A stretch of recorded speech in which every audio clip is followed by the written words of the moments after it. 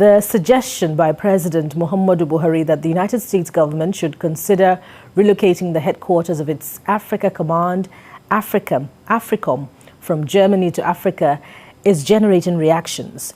It has thrown up an age-old debate over the capability of the Americans to solve Africa's problems without undermining the continent's sovereignty. In this report, defense correspondent Sifon Essien takes a look at AFRICOM, its activities in Africa, and what it portends for Nigeria. Africa Command, AFRICOM, was created on the 6th of February 2007 by former President George W. Bush. It was activated as a full-fledged unified combatant command on the 1st of October 2008 and structured to have responsibility for all African countries except Egypt, which remained under the supervision of the Central Command. Prior to AFRICOM, U.S. military involvement in Africa was divided among three geographical commands: European Command, Central Command, and the Pacific Command.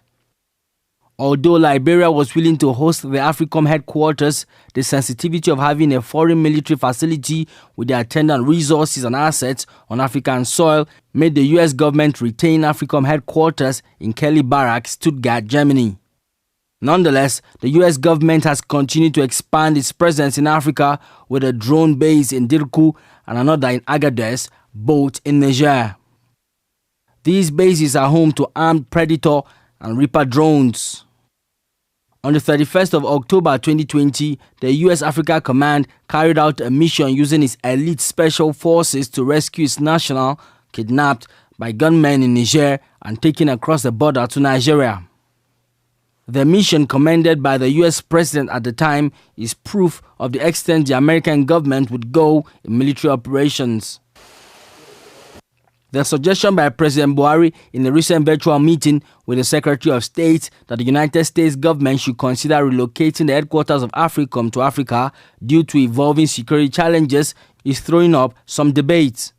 Frankly, I never imagined that in my lifetime I would hear a Nigerian president making such a demand, given the opposition that was generated when the issue was mooted. Now, what this tells us is that in foreign relations, international relations, there is no permanent friends, only permanent interest. Lieutenant General Malu was the chief of army staff. There was an attempt for American troops to be in Nigeria to assist in securing and then training Nigerian personnel. You remember vehemently Malu rejected that, even though he was appointed by President Obasanjo and under Obasanjo's government, but Malu rejected that proposal, believing that that will amount to, like you said, neo-colonialism. Much of the debate centers on the benefit in tackling terrorism and other violent crimes. Critics have argued that hosting AFRICOM in Africa could undermine the sovereignty of African countries. That's why it's a double-edged sword. It could assist in fighting Boko Haram and then bringing it down to the barest level, most especially now that one of our big ally, one of our big fronter, Idris Deby, President Idris Deby of Chad, is dead. Now the creation of a command by the U.S. is a projection of its foreign interest. What do the commands do? They help to achieve U.S. foreign policy objectives in a continent where the command is located.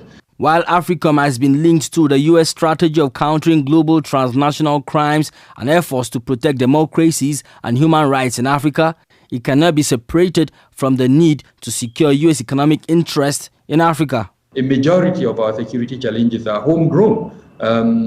They are governance-related issues, so there is no amount of foreign presence that solves those homegrown challenges. We need to own up to those problems, show up for ourselves, and address the root causes of the security challenges, the perception and the reality of marginalization, the political space that has been closed to certain categories or individuals within the country. Former President Ellen Johnson Sirleaf of Liberia said, AFRICOM should be seen as the end product of a significant strategic realignment a long time in the making, one where engagement with African nations is more than just a humanitarian cause.